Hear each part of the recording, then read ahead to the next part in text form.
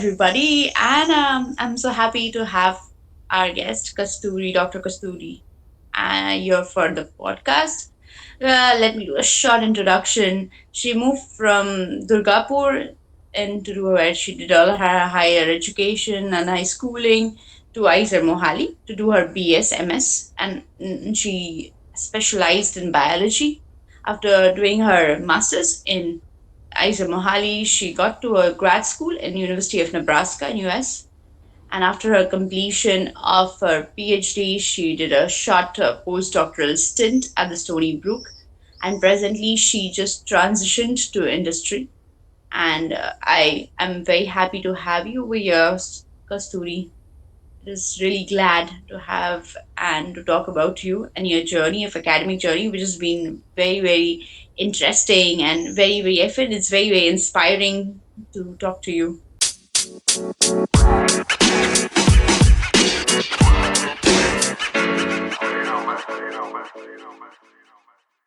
Kasturi, the first question I wanted to ask was, how was this journey from? I think when you started in IISER was a very fresh concept. Mm-hmm. Like it was not a like now IISER is a very big concept. It wasn't concept then. So your journey from Hemshila, from Durgapur to IISER, was it out of a choice or was it out of like I have no other option, so let me go. This is a better choice. Well, I have, first of all, thank you for inviting me over to this podcast. This is a good pleasure and honor. I was just kind of checking you guys out online, and you guys are doing pretty good job. As far as my reason, my motivation, I have an option three. It was pure greed. So let me elaborate.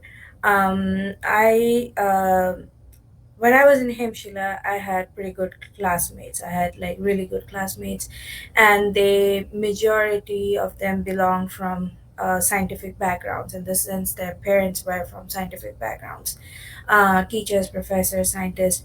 I don't have that. My father is a chartered accountant. My mom is a homemaker, and me and my sister, we kind of fell into the love of science. So uh, one of my very close friend at that time got the KBPY fellowship because they had the SA, SX, and SB stream. So he got the SA stream, and he was getting 5,000 rupees per month as a class 11 student. And I was like, I need that money because, when you are an 11-year-old and you're dependent on your parents, the negotiation power is pretty low. So my motivation to apply for KBPY was pure greed. And I asked my friend, and he was like, "Yeah, this is this fellowship that's done by IISc Bangalore and the human and the Ministry of Human Resources. You should do it if you want to try it. You have to be good conceptually about this exam, and why don't you take a shot?" And I took like all the details from him, and I researched and I applied.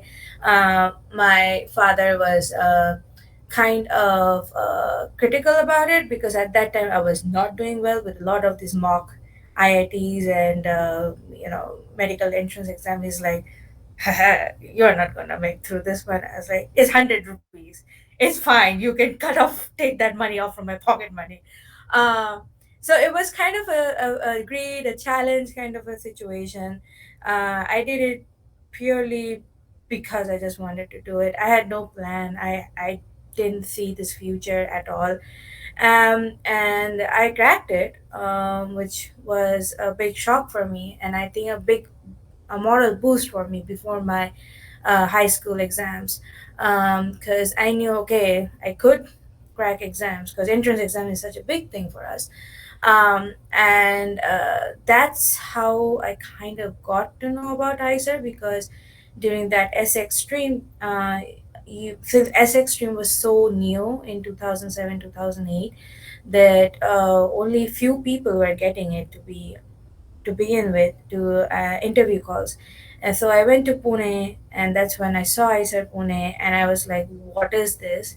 I have never seen this. What is a research institution? What is, like, all these questions started coming in. And as I said, I don't come from a scientific background family. So this was a entirely new world for me with lots of questions to ask. So I kind of fell into ICER rather than me having now, like, now seeing people going crazy about joining ICER is like, okay. Well, back in my days, I can say I had no clue.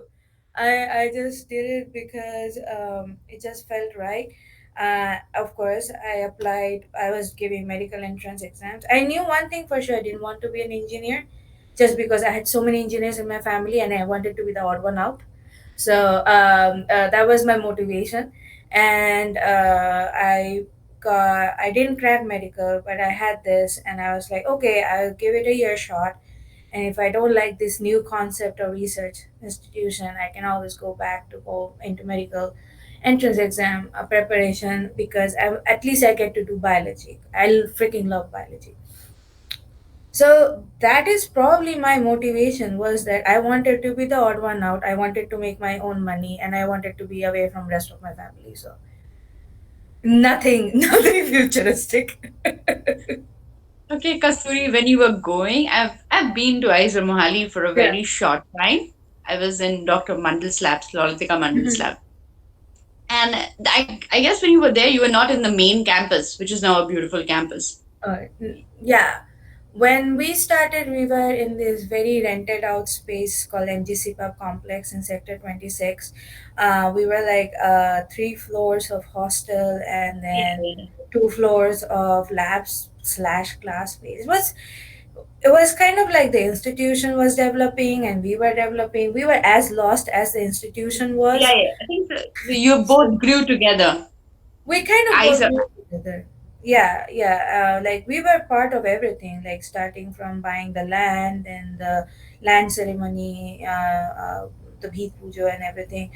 We were there. We were always there. We were involved a lot in the plan, not the business side of ICER, but as far as community side of ICER, we were very involved. The first three batch, I would say, 07, 08, 09, we were very involved in that. It kind of became like a sibling relationship. And also the same thing were for faculties, because a lot Yeah, of they were new all faculty. new coming in. Yeah, they were just Yeah, new people and they were trying to adjust. So that's what exactly. I wanted to ask you is that how is that new institute and being a part of new institute kind of shaped you to think in a more research oriented manner, or Hmm. maybe to think in a broader perspective? I would like to know that. Yeah. So the good thing about joining any place that's new or that's fresh is that there is no hard and fast rule. Everything is acceptable. Everything is okay. Let's try this out.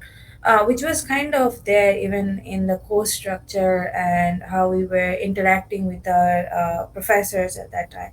A lot of the professors who were coming and joining ISO Mohali at that time were fresh uh, postdocs or faculty, like early career scientists from US, Europe, and stuff.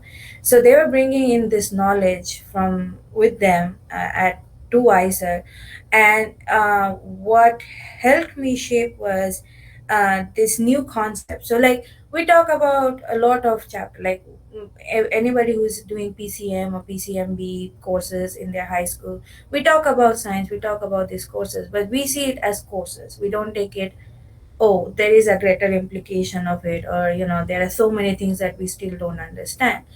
So when you have this fresh faculty coming in who have just finished their postdoc stint or have just finished their early career research stint abroad, they bring this, like, why do we do research? Why we want to know about this? What's still unknown? And that is, I'll say, that's what got me into thinking, oh, okay, I read these subjects, but I never understood why they were studied to begin with and what's still not known in this whole field. And I've been always a very inquisitive person. I ask bazillion questions. That's my personality. Like, I'll not leave anybody alone till I have my answers. So that personality with this very new set of eyes and perception helped like create this curiosity. And to be honest, if I had not been at IISER Mohali at the time I was, I probably would not have discovered this field of research, because one of the big good thing that happens is once you are a KVPY fellow, you have to do mandatory 2 month summer internship. I had no idea there were so many research institutes in India, and that forced me to go out to different colleges and see how research is done in different university and labs and the mindset and stuff. So it was more about, I don't know, there is so much out there that drove me to research, then I want to create something that drove me to research. A little bit different than what a lot of people talk about research. So I would say that it was totally fun for you, probably, maybe, Iser. Yeah, yeah. I was just like, I don't know. I guess I will check this out. I think it's a big. I would like to give a big shout out and to all young children to KVPY, and KVPY is a brilliant opportunity for young children to know Mhm. what is happening outside. To know that other than, because in 11, 12 we are somehow streamlined to think that there's only two ways, either IIT or medical, and otherwise it's the end of the world.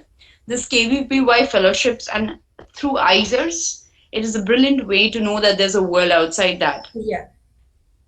Yeah, I And absolutely agree. One of the thing I've noticed here in US, which why they have such a, I'll say, contributes highly to their research mindset or like their research field, is that they have this program, this high schools program, where the high school students are asked to do an internship in research lab. It can be any lab. It can be medical lab, university lab, even small labs, for a month, and they don't get like big projects. They are just given like a very small project, like say run a PCR or like do some bacterial culture.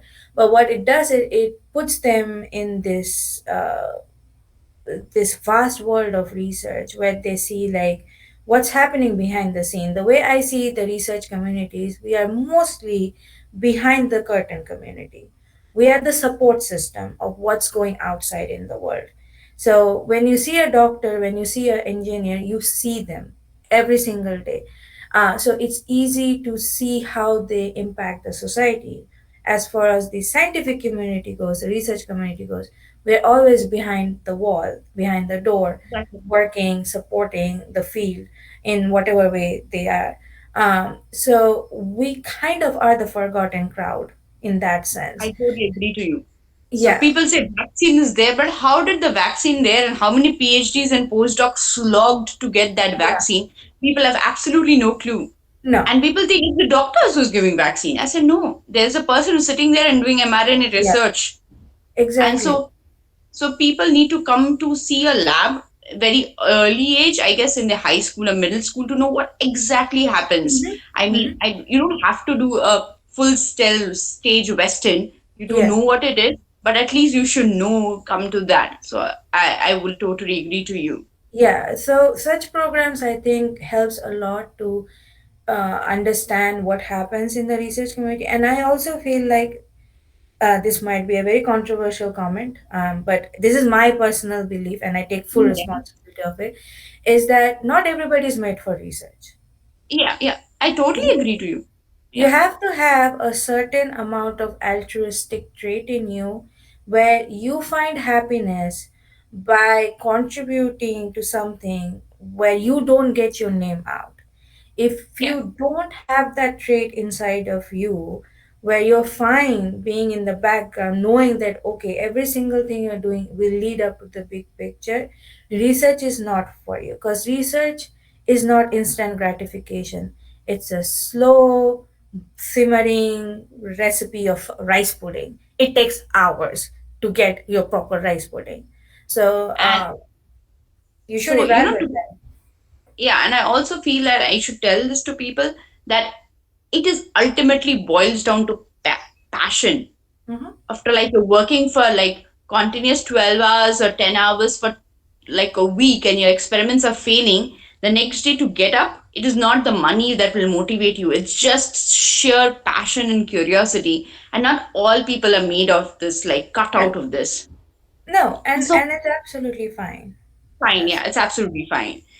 I would like to ask you, Kasturi, like, so in your fourth, fifth year, you guys have a lot of internship. ISERS Mhm. gives you facilities. And I also feel that this new faculties, which personally felt when I visited ISER some 6, 7 years back, that they bring in, since they have this training from US, they bring in that culture with them. Mhm. And they bring in this fresh things, like they bring in this fresh ideas, which is basically, it's a very beautiful thing to know about them. Yeah. I just Yeah, which is a It's very fine. beautiful thing. Life My happens. alarm. So basically, it's a beautiful idea to think Mhm. that they are like I went there and understood that there were multiple like summer internships, like the DART and all these things. Mhm. So was it your gradual flow to move to graduate school or to do a PhD, or it was just out of like you loved it, so you went for another research in biological science? As it's a mixture of both.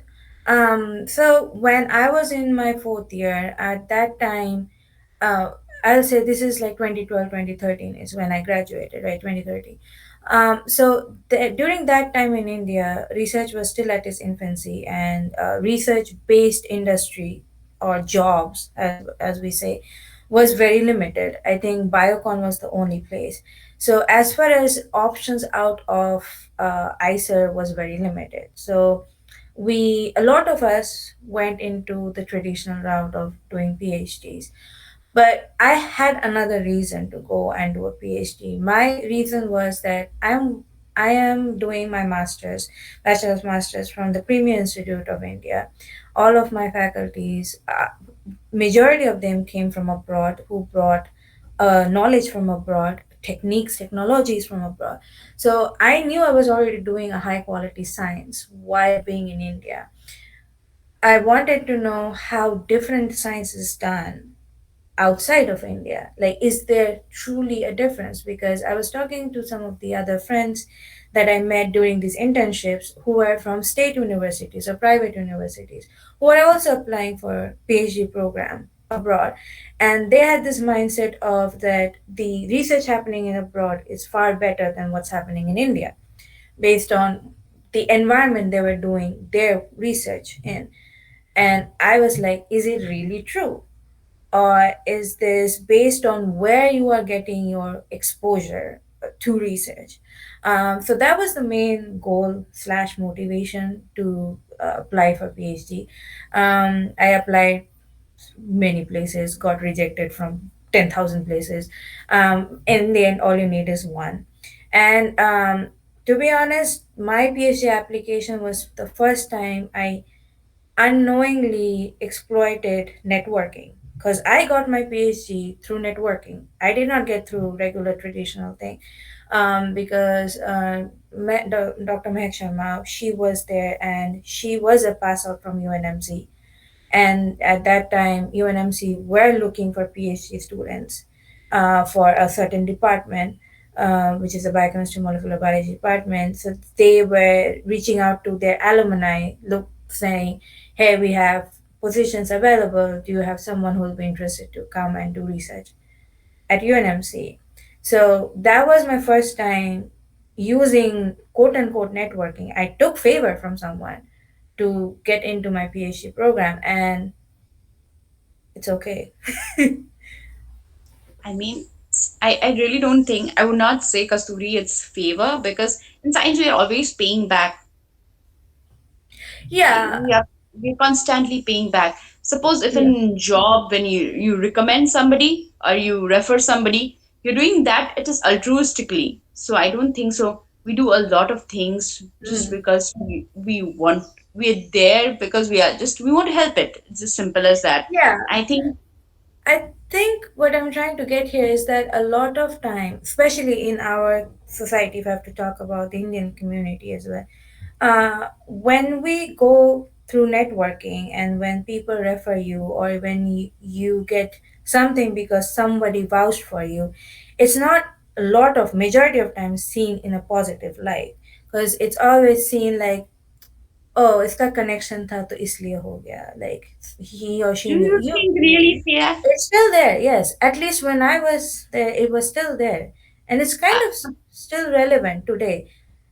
I'll tell you something. Dr. Mehak Sharma Yeah, would not have recommended any Tom, Dick, Harry for the position. She knew the capability in you. So that's you were true. good enough and you proved it to her. That's why that's why she recommended you. I But absolutely I, agree with your sentiment, but I'm yeah. saying that But I would agree to you too. People pass such judgments all the time. yes, exactly. So the thing is that when you, and especially in for my background with someone who has no connection to the scientific world, whose family is like going through this whole process. Like my parents, my entire family was getting educated in the research community as I was going through IISER. Like this, not only I was going through BSMS, my entire family was going through BSMS because they had no idea about this thing called research. So, so yeah, so the I'll say like based on where you come from, how Yep. many people know about what's going on, what goes in this field, some things can that is very naive, that is very innocent, that's like very normal in certain contexts can be seen as or like she's cutting favor, or like maybe she was not talented, that's why she had to reach out to someone to get herself placed. I'm just saying it happens, and it's pretty relevant even in today's world. Yeah. But yeah, I mean, of course, I agree. Like if she didn't think I had the potential, she would not have recommended me. And Mention you I've in the done my first fair place. share proving that once And you I. know what? If you go on that kind of a relationship that Mhm. somebody gives you a recommendation and that's why you're going, you have double the pressure on yourself because you Yeah. constantly have to prove yourself. So I Hmm. think you've done really amazing and I don't think so those judgments makes point. But Kasturi, since you've been telling that that multiple times their parents had to go through the process and the thought process change, so Hmm. you would agree that people who come into research and come from a privileged background, for instance, if parents are already into research field, they have a little like a leg higher while in the climb, or they have it a little bit easier for them. I think as far as the journey goes, we all are stuck in the same road. Like we all are like stuck in that same traffic, trying to take that same exit, and it's the same. It's the same show. But as far as the mindset, while you're sitting in the traffic, that differs based So of yeah. someone who has have those conversation. And actually it goes both in the positive and the negative side. Some people are very relaxed because they have seen their parents go through this, so they're like, the exit will come in 5 minutes, it's fine. And some who come with a lot of expectations from their family because everybody in their family is a PhD and stuff like that. So even if they know that the exit is 5 minutes down there, they are still stressing out because they have to reach there, otherwise they will be, like shunned or made fun of or something like that. As far as me, I just rolled my window down and I'm like, I guess the exit will come soon. I don't know when, but I'll get off and I have to get off. So I would say that you were 23, 24 when you moved to US, I guess. So tell me how difficult was it to move to different land, coming to Nebraska, settling down, and the graduate school in general, the TA-ship and all that it comes with it. How was that experience altogether? Um, I will say I have a very I don't know, like for me it was a little too familiar and also a little too different. So when I say that, so as far as coming to US was very exciting for me because I was traveling by myself internationally. Like I was super pumped. And yeah, like I guess so I'll give so since my father worked in a public sector, I have moved and traveled to many different parts of India. So I've been in multiple areas, met with different people, different communities. So I've been I can consider myself blessed to be very diversely educated. Any new place excites me because that's mean I get to meet new people, new culture, new something. Um, so that was my whole mental space when I was coming to US. I was sad, of course, that I was leaving home and my parents and everything, but the excitement was like more. And when I came to Omaha, to be honest, I felt very familiar to it because Omaha and Chandigarh is like designed the exact same way. I felt like I came to the American version of Chandigarh. I was like, okay, this is awfully familiar. Like you just know which intersection you need to go and then you just go. For me it was like, wait, did I just come to like, the Americanized version of Chandigarh? Because why is this so familiar? So yeah, I don't know. Like it was very familiar to me before even started living there, and I've never been to US before that. Um, as far as graduate school, I distinctly remember one memory. So like in India, if you go and walk on the road and somebody smiles at you, you go like, why are you smiling at me? Something on me? What's going on? And you randomly don't say good morning, good afternoon to any random stranger on the road, right? When I the very first day I went to UNMC and I was walking the hall, uh, everybody was like, good morning, hi, good morning, good morning. I was like, what's going on? Is something on my shirt? Is something on my face? And then I realized, oh no, this is like a very Midwest thing to do. They will just greet everybody whether they know you or not. And I was like, my thought was like, if this was in India, somebody would have got slapped by now. That was my shock was how open people were in Midwest and how easy to talk to they were, and like they always wanted to help and stuff like that. So I was like, okay, this is too warm and fuzzy and cuddly compared to what I'm used to. um as far as like the social life, or what people like, the Hollywood vision of America was not Omaha. Okay, Omaha was pretty laid down and chilled city. I am okay with that. I grew up in a very small town. I grew up in village. I like chill places, but it had a pretty good nightlife. I went to clubs. I went to drink parties. I went to theaters, and I did everything. So for me, it was a gradual learning in US and kind of falling in love with US. But I think still my love for India is still higher. Um, I always think maybe one day I'll go back. I don't know when, but maybe one day I will go back. But yeah, that has been my experience. Kasturi, how was your research lab, or how was your guide and the projects and the science there? So I worked in a very big lab. I worked in a lab of 42 people, and there were seven PIs and one major PI. So it was like a hierarchy family tree. And Almost like an industry. pretty much a lot of So small startup. personalities.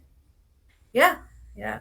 A lot of personalities, a lot of belief system, mindsets, work ethics, and stuff like that.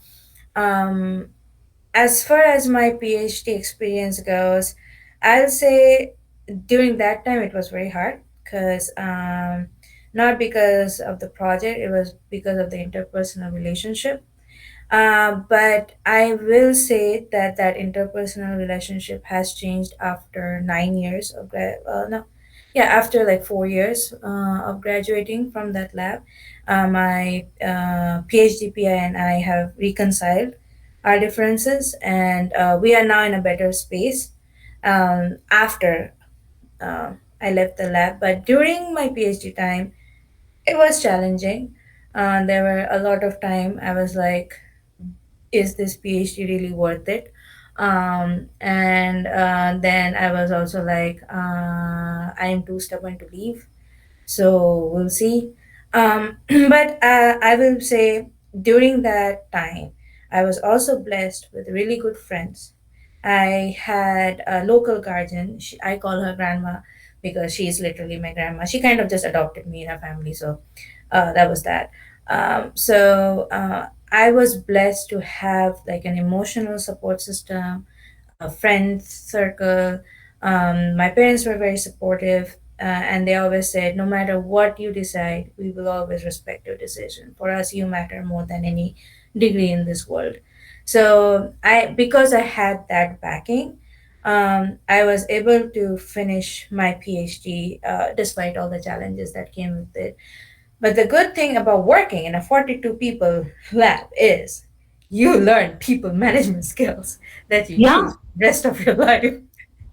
And the best thing is you learn how this whole lab politics work and how to dissuade and run away and get through it. So, Kasturi, what is really nice is one thing I really loved about you is you kept your active social life, be it emotional support or be it in the form of local people or your own family or your friends or your life of having like going out.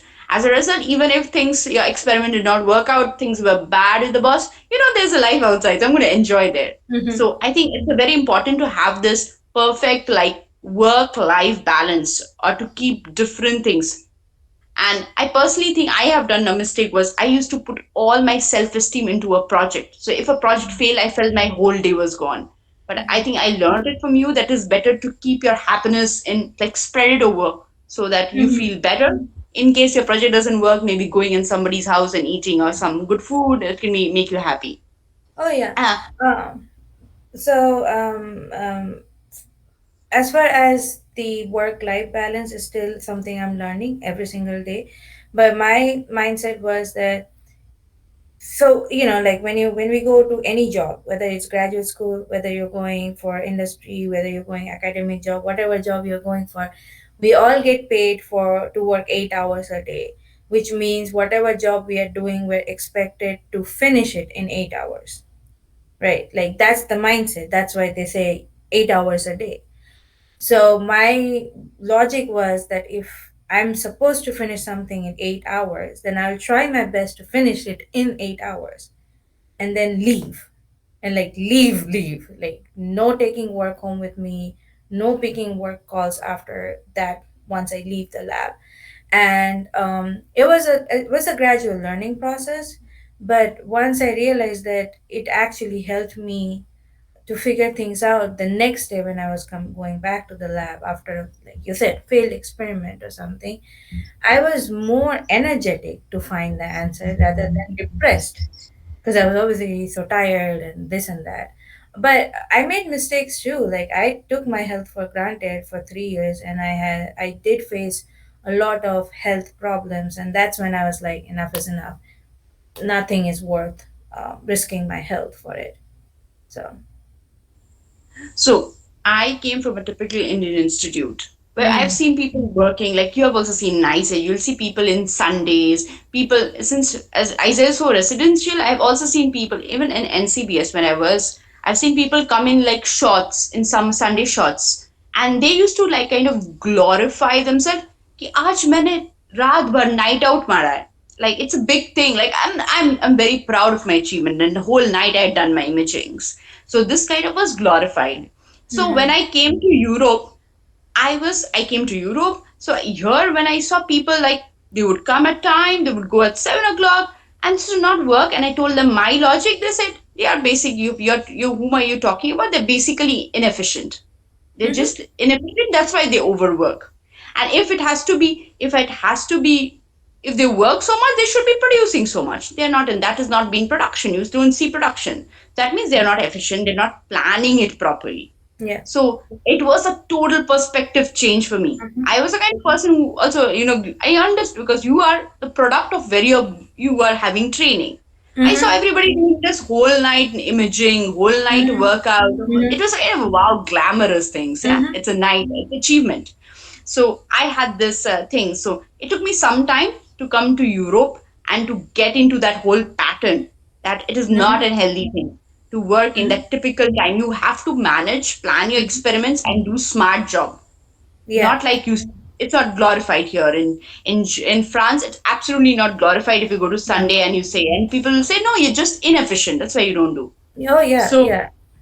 yeah, Actually, it is true. Like if you stay more than 8 hours, or if you work over the weekends, until unless it's unavoidable, there yeah, can be yeah. instances. If you can go for 1 hour, 2 hours, you have some fly or mouse feeding, I would say Yeah. it's okay. But doing it again on Saturday, Sunday, and doing it every day, it's not good. So this No. is something I had to go through entire perspective changing, and I'm better now, I would say, like I Mm-hmm. was earlier. But I Mm-hmm. have heard from my friends who moved to US, they always wear this badge of honor, that a burnout badge of as a badge of honor. They say we Yeah. work like crazy. And if I Y- talk with them, say we believe in this culture of excellence. Okay, we believe in being You excellent can and feel my producing eye roll, something. correct? You Yeah, can yeah, feel that my eye roll. I I want to know you. Is it like really that sorry state of affairs in US, and you have to work like PhD means 20 hours non-stop working? I want to No. know that. No, I think it's a very the way I see it is it's a very personal thing. Um like I worked only 8 hours a day. I work more than 8 hours a day. If a since if when you work in big labs, there are sometimes issues with which equipment is available when. So then you plan your stuff accordingly, and sometimes your day can go 9 to 10 hours based on what you're working with. And like with animals, it was always at 10 to 11 hours a day because it's animals, like as simple as that. But as far as like separating that personal time from professional time from like friends time, it's a very very like person to person mindset. And me being in US, I have had this conversation with people who are doing PhD with me or who came after me, like my juniors and stuff like that. And they were like horrified when I mentioned this concept, and they're like, what are you talking about? They had this whole thing of you know uh, glorification and excellence and burnout culture and stuff like that. And even I had one time an argument with a faculty member about this, and because I was representing the student community, like I was the representative student representative for my department. And I had an open argument with the faculty, and I told them specifically, like, if I am done with my job, I don't need to keep the seat warm for the sake of someone else's gratification. I get paid for my work. My paper comes out from my work. So if I'm efficient enough to finish it in 8 hours, I don't need to just sit around because other people are sitting around. Thank you so much for saying that. Thank you so much. I Yeah. mean, people need to understand that. I think I remember Lalatika Mandal telling me on the very first day, and I really appreciate her, that Hmm. Shashwati, research is a marathon. It's not a stint. So you have Mm-hmm. to go, you do not have to run at the first pace and then you slag all over. You have to go Mm-hmm. consistently and keep yourself healthy in the process. So Mm-hmm. this 20 hours of working crazy, and then you slowly become dumb and completely burn out and you fizzed over your mental health. That is absolutely not, I don't think Yeah. that's a healthy option, and I don't encourage that practice at all. No, and I also think that we cannot blame the people who are doing this, like the PhD and the postdoc. It's the faculty's responsibility too, to understand that the people who are working for them have a life of themselves. They have families, they have responsibilities, they have kids, their parents, they have themselves to take care of. And nobody is writing their soul for research. Like nobody's writing their soul over for research. We do research because we love to learn and we enjoy knowing the unknown and figuring out what's going on and how things are happening. So if you want to keep that passion alive in a person, you have to also give that person a break to go out, energize, take out whatever that day's frustration out in creative ways or with talking with family, so that when they come back the next day, they're very excited to go back on the bench. And unfortunately, it's still a work in progress in the entire academic culture. It's not just a US or India problem, it's a global Yeah, problem. yeah, it's a global problem. I agree to you. It's not like we cannot say that this continent is different because it depends from lab to lab and person to person. I think it's a completely subjective issue. Mm-hmm. I would like to ask you one other thing is like, uh, so after your PhD, your gradual Mm-hmm. move was to postdoc to Stony Mm-hmm. Brook. And I want to know that why did you jump to industry? Like, were you sure that you wanted to move to industry? And why this jump to industry so early? Like you in US, like most people go for a 5 year, 6 year, or sometimes even longer postdoc, and they wait. So I would ask you why? How did you have so fast clarity of mind that I want this and I will stick to this? Mm-hmm. So I would ask you to do a Yeah. little about that. So I have this principle, this working principle is that I stay at a place as long as I can learn from that place. If I feel like I have learned everything I could learn from that place, then I know it's time to jump. I've been like this. I don't know where I got this skill set, where I got this mindset, but I've been like this for all of my life. So after my PhD, or I'll say while I was getting ready to defend for my PhD, I kind of knew I didn't want to become a faculty, and I have very multiple reasons for that. So everybody thinks that becoming an faculty is, first of all, a big badge of honor. I don't think that. It's just another career path, as simple as that. And also, there are many things that comes into being a faculty. It's not about just publishing paper and doing your research. It's writing grant, it's people management, it's resource management, it's being responsible for someone else's career for rest of their life. And and the thing is, when I started putting numbers on being comfortable, being uncomfortable, and I started doing, okay, writing paper comfortable, writing grant, managing people comfortable, being responsible for someone's career for like rest of their life, no. So I was like, okay, I cannot be a PI because there are 5 criteria and I failed in 3 of them. So if I become a PI in my life, whoever is going to work under me will be frustrated with me because I have no idea how to deal with those 3 points that I lack. Uh, so, but there was also, that inner voice that, am I really done with academia? Or is it because of how my PhD experience was? And like, is it because I need a different exposure in a different, university and under a different person? So that's why I chose to do postdoc. And also during that time I got married, and it was easier to get a postdoc position than trying to find an actual industry job in the area where my husband was. So I moved to Stony Brook University, and I am very glad that I worked under a physician scientist because I saw how a person who is a doctor as well as a scientist think versus someone who is a university scientist. Very different way of looking at science, very different way of people management, project management, and stuff like that. And Dr. Freeze, under whom I did my postdoc, she kind of just let me take lead on my projects. I was handling everything from the budget to purchasing items to reagents to like setting up deadlines for the project. And since it was a clinical project, I was also interacting with patients. I was interacting with clinical nurses, and she made a lot of opportunities for me that I'm really grateful for, because the first question she asked me, which is I think anybody should ask if they are planning to hire a postdoc, and if they are not asking, at least whoever is applying for postdoc should ask the faculty, is what do you want to learn from my lab? What can we give to you? And if your person that you're interviewing with you don't ask that question, yeah, I'll say run, because they don't care about your future, they only care about themselves. She asked me that very question, and I told her like, I am leaning toward industry. I think I want to go to industry, but I need more clinical experience to make that decision. And that's what she did. She gave me an entire clinical project. I worked on clinical trials.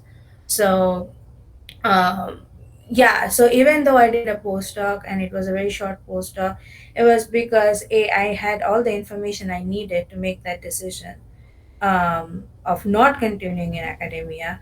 And because of the exposures I received thanks to her, I kind of knew where I wanted to go.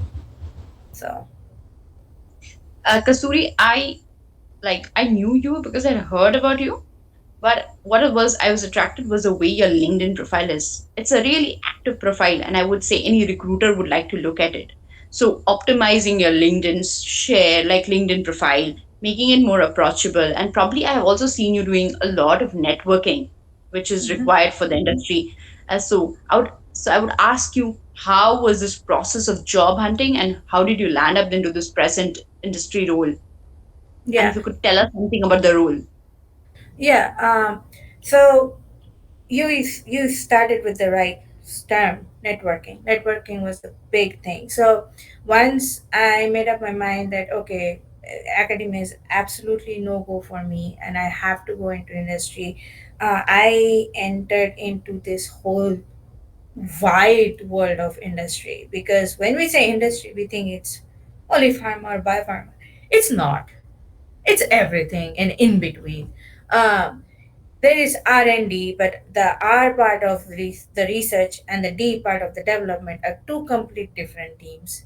They have complete different responsibilities. There are project management, there is clinical trial, clinical research, translation research. There are so many categories and then subcategories that you will get lost. Period. You will get lost if you don't know what you like and what you don't like. But how will you know if you've never gone out and had those experiences? And networking is a big savior in this context. So I reached out to people over LinkedIn. I am very blessed. My very close, and I'll say best friend, not only professionally but personally, Matharishwan Nagan Babu. I'm gonna give him a shout out. He had been a huge force for me to actually go out and network into this world, because he helped me network with other people and introduced me to different people. I have talked with VPs, I have talked with directors, I have talked with regular scientists, I have talked with like venture capitalists, uh, and it was none of those networking, which I will highlight very important, was in context of getting a job. All the networking was done is what do you do, why do you do it, how did you end up doing it, what you like about it, what you hate about it, and what will you suggest someone who wants to pursue that line of career to ask themselves before they pursue that career. And people are much more open on talking about their experience than they are willing to hear about your questions. Like you have to find that balance. And that helped me narrow down a lot of field that I don't want to pursue. So I'll ask you, like, I've seen a lot of people who are in postdocs and they don't know what to do. They know their industry, but what role in industry, how specific is industry, they don't know. And this is that's why I wanted to do this interview with you. I think you're the perfect person. I Mhm. think you've done a lot of informational interviews, right? Yeah. Or maybe, No, and yeah, yeah. you did not mind just going to them and just writing to them and talking to them, right? Hmm. No, I don't. So this is how I send. Okay, so the first thing you, if we are doing a quick 101 on how to network, the Yeah, first yeah. thing is you need to polish your LinkedIn profile. People need to know where your interest lies, what your skill sets are, where you think that you want to place yourself. So, say if you are interested in clinical research, but you don't know whether you want to do clinical program or management or trial or research, you can just say, I'm interested in clinical and translation research. My PhD postdoc has been working on it. The reason I'm so passionate is because XYZ reason, and I'm looking forward to network with like-minded people. Keep your about section short and brief till you are at that point where you are really applying for a job. That's when you start expanding your about section, because that's where you want to put your keywords so that recruiters can find you. I would Um, like everybody to, in this listening to this podcast, to say that Kasturi's LinkedIn profile is a profile people should see. It's so well done. And also, I like the fact that Kasturi, I would like to tell you that you have also not just you have papers, research in your CV, you also have leadership roles. You have also have communication roles, and that makes it look like the person as a wholesome, and any recruiter would look into that CV. I mean, you were also the student committee head in UNMC. You're yeah, also an alumni head of one of the alumni in the IISER, and you yeah, also had a talk show or a science communication podcast. yeah, Yeah, so yeah. it's important to do these type of roles. Can you just tell us a little bit? Yeah. So, leadership role. So, when you are okay, this is number one thing when you are looking for industry jobs. In academy, I don't know, but for industry job, they not only look for your hard skills, which are your technical skills, they also look for your soft skills, which includes your communication skills, your people management skills, your leadership skills, and of course, what we call is initiative, and that comes from the roles that you do which is outside of your academic life. So even if it's small, even if you are your college's like cultural secretary, that still counts because you put yourself out there, you try to manage people, and these small things matter are most. So when anybody in industry is looking to hire you, they put 50% of the technical and then they put 50% on the soft skill. So if you don't have those soft skill, which is what we call transferable skills, it's very hard to get into industry, um, because the number one thing they are looking for is we want to hire a person who will fit into the group. They don't want someone who will stand out in the group. So that's the Yeah. thing. Yeah, so that is what I would like to say, that all those lab rats, they should also look into some other things because that helps in building their overall CV. So yeah, Yeah. I would also like to ask you, Kasturi, your present job or present position. Can you tell us a bit about it and the process through which you? There are multiple process people get in industry too. Sometimes Mhm. they apply directly to portal, or somebody through like a third person referral, or through networks, or through meeting in a career point. How is the process for you, and what is the kind of a role or the job you do? Okay. So I'll break it into how I landed this job and then what this job is about. So as we're talking, I did a lot of informational interview, and I kept it very short and brief. Never sent a LinkedIn invite without a message attached to it. Never, especially if you want this person to be a future referral. That's hella rude. Let's just say it as simple as that. Until unless they're like an alumni from your college or like you've met this person in person. If it's some random stranger, never just send an invite, send a message, be like, hey, I'm interested, can we do a quick information interview? So what I did it, because I was doing so many international informational interview, I was building up my network. I think I have now close to 3,000 people in my LinkedIn network. When you have 3,000 people in your network and recruiters are searching, you pop up in their search history.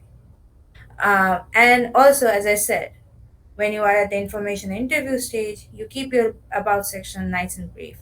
Once you're looking for a job and you know that, okay, this is where I want to be, you expand it and you use the keywords that you used in that industry. So what I did is I looked for all the job descriptions that were open for scientist position in the CROs, which is what we call contract research organization. These are the intermediary between the pharmaceutical company and the FDA.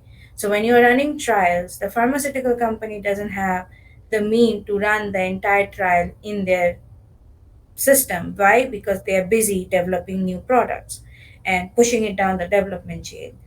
So who does this then? So CROs are the one who does it. So they are given the samples, they are given the protocol, they are given the reagents, and they do that research, compile the data as per whatever federal regulation that country follows, and send it to the company, which then the company takes and files it for whatever. with their respective government agency. So CRO is kind of the curtain of pharma to market path. Um, and the reason I got to know it is because of the clinical trial research I was part of when I was at Stony Brook. So I looked at all the job description. I looked exactly what they were looking for, and I chose the one that I match. Don't use the one that you don't match. Choose the one that you match. And I plugged it in my about section. That's why in my LinkedIn there is that transferable skill, hard skill, in a research interest. They're highlighted because I wanted to make sure when people use certain keywords, my profile will pop up as one of the suggestions. So basically, that's what happened. I got reached out by the recruiter of the company. We had a talk.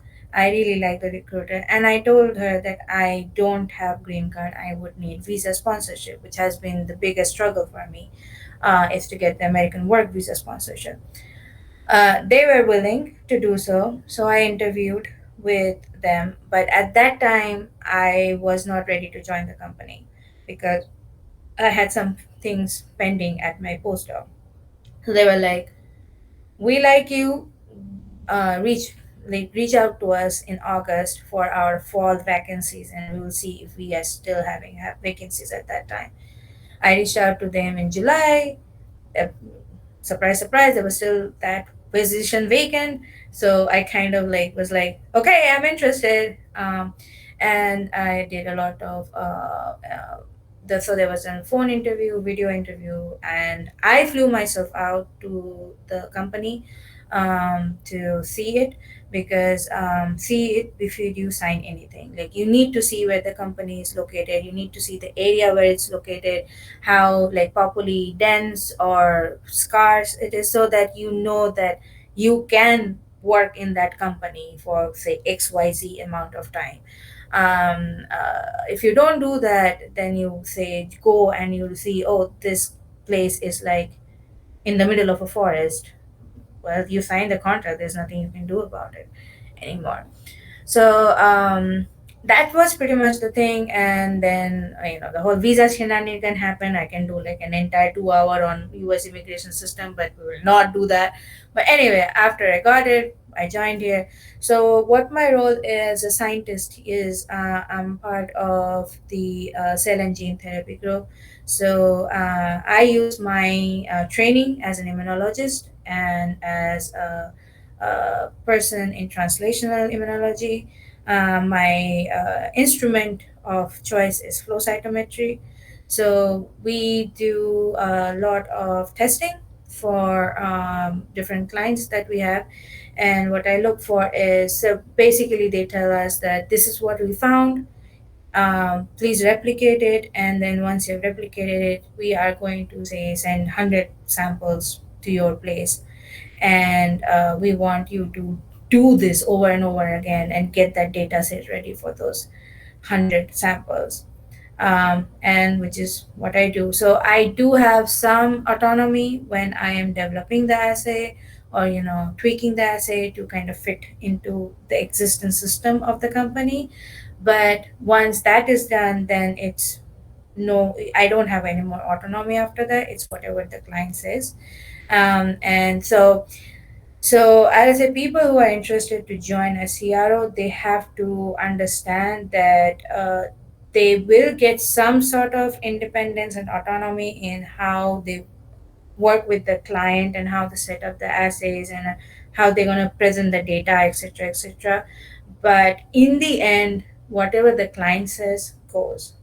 And so, if you want to have more creative outlet or more autonomy outlet, then CRO is not for you.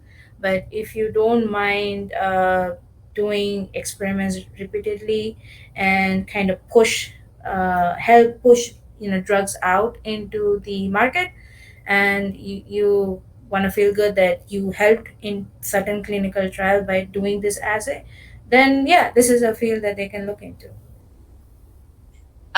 Kasturi, I think I'm just running short of time, so I'm going to No, tell I you know. something. So, Kasturi, when I look at your profile, it looks like, or I look at you or your academic career, I find it's a very balanced. is a very balanced mix of both success, personal life, and a balanced choices, I would say. A very homogeneous mixture of everything, be it your marriage, be it your partner, be it your life. And I feel you are a perfect example that of a healthy balance of what it to be. But again, everybody has 100%, their, huh? But okay. but I think Oh, everybody has their own struggle and their own perspective of taking how things they want to do. But Kasturi, if you have to give an advice to people who are looking into this job search and especially into industry, how would you ask them to start and what is the starter pack? And can you just brief it down to few steps? yeah. So if I have to do starter pack industry 101, then I'll say first ask those 5 questions of are you suitable for a PI? You need to know 100% that you are done with academia before you jump into industry. There is no backseas. Once it's done, it's done. So if you're not And sure, I'm sorry to intrude. And it yeah. is not only paper. It's not, you No, can have nature paper, but have very bad people management skill, very bad yes, project management and one-on-one management communication, and this whole being responsible. So that is a perfect no. You shouldn't be going there, yeah, I guess. yeah. You have to know that it's not just paper. There's 5, 6 skill sets you need to become a successful PI. If you fail in majority of them, you are not PI material. Don't try it, don't push it. It's not worth it. And as I said, you also need to ask that question is because once you leave academia, it's very hard to come back to academia because academia is not a very open community. Putting it out there, the academic world can come and sue me, but putting it out there, it's true. So you have to know you're done. You're like done, done. So that's the first step. The second step is once you know you're done, then you need to go to your LinkedIn profile and you need to polish it up to a level that if somebody visits your profile, they have some basic information about you.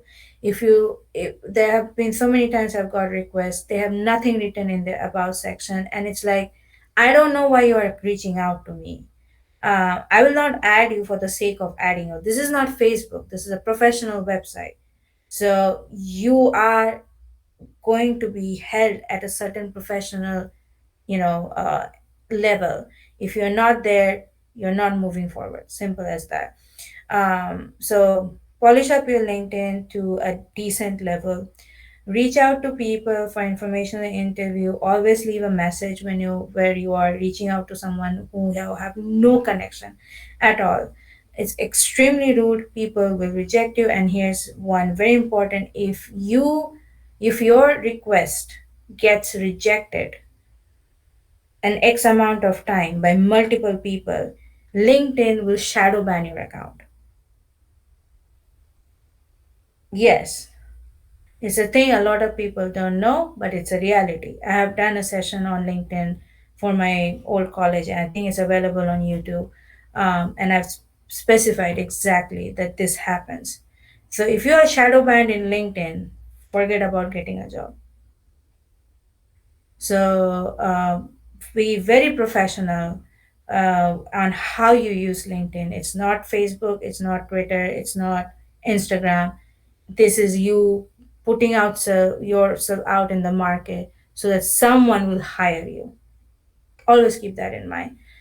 And if whenever you're doing information interview, it's about them, not you. Let them talk, not you. Ask them how they reached where they reached, how what they advise you, and see if that's something relates to you or if that's something out of your comfort zone. That's all an information and interview is for, to know is this something for you. And put yourself out there. Be shameless, to be honest. Be shameless. Like you published that paper, talk about it. You got an award, talk about it. You achieved something, you started a program, talk about it. Like put yourself out there. You are the product that you are trying to sell. I think so. I'm going to tell you this. A lot of people think that just putting out means I'm being attention seeking, but the market is like that you have to sell your skill set. You are Oh, all yeah. being salesmen. We Mm-hmm. are all selling whatever we have. So I guess this is not about being attention seeking, but that is what the market demands. Oh yeah. Oh yeah. I mean, like you have no if just think it from a very very practical point of view. There are 10,000 PhD coming out every year in US. I'm saying that's the minimum. I think so How it's way will more. I'm saying I'm putting a very nominal number, 10,000 PhD every year, and there are probably like 500 jobs that fits your profile. And how will the company find you Yeah, yeah. if you don't have the network to refer you? So you have to put yourself out there. You have to sell your successes. You have to sell And your skill set. and I would also say that applying 90% time through this LinkedIn without referral is very difficult to crack. You need to build a network who will give you a Yeah, referral. It is rude, but this is what it is. Like it is. This is what it is. Yeah. suppose you are the hiring and I am a member and I say, I have a friend in a coffee break. Oh, you're hiring for this position. I have a friend who can be a better suit. That person has a bigger chance than a completely unknown person. So, how does this matter is just like you have to network. I mean, Oh, yeah. You have to put yourself out there, and you need to make sure that when people come find you, whatever be the source, referral, LinkedIn search, Twitter search, paper search, whatever, you have to make sure that when people find you, they know what you are selling and what you're capable of selling. If that's why the about section is very important. If they come and find you and then they find nothing about you, they're like, this is what such are a they? waste Yeah, of time. time, yeah. So it's very important to Have find that optimized. balance. Yeah. And I would also say like it's similar with both of us. I think so. I think I'm like you. I'm a person who's resourceful who will go and hunt out things. Like I'm shamelessly. I'll go get her. If I want something, I will do homework and I will get it. And I'm not ashamed for it. And people say that is because of a bit of my bubbly, a little bit of outgoing extrovert nature. And people who are introvert, they have problems. But I think that's how it is. Like the world is very competitive these days. We just can't sit back and wait for somebody to give us an offer on a silver platter. Like you have to go No, out and wait. no. I think so. Okay, so if I have to give one advice, is like stop putting yourself in a box. Yeah, yeah. Stop putting yourself in a box. I'm not smart enough. I'm not talented enough. I'm an introvert. I don't know people. I don't know whether I'll fit. The moment you start putting yourself in a box, you already have told yourself that you cannot do what you wanted to do, and it will never happen to you. The only way you can get something is when you put yourself out there to fail. Because when you fail, you learn from it. Failure is never failure, you learn from it. So every failed interview that you had, you are now becoming better at giving interviews. So that mindset needs to happen. And what you're saying is something I have seen many times. And I keep telling my friends, my very close friends, family members, everybody, it's like you cannot put a label on yourself saying that I can't do this because XYZ. You have already told yourself you can't do this. So now it's not happening. So why are you blaming the world for it? And nowadays the world is you cannot just sit in your home in a comfort and say, I want a job. There's gone are those days. You need to go out in the market and tell what you are for. I mean, I've seen people who are like in the sixth year of fag end of a PhD, seventh year of a postdoc, and they're completely burned out. But they know that their paper will never give them academic job. But they are in constant state of denial, and they're not willing to, like I would say, make an effort to go out and see things. And they will constantly complain and cry, and I think it's worthless crying, right?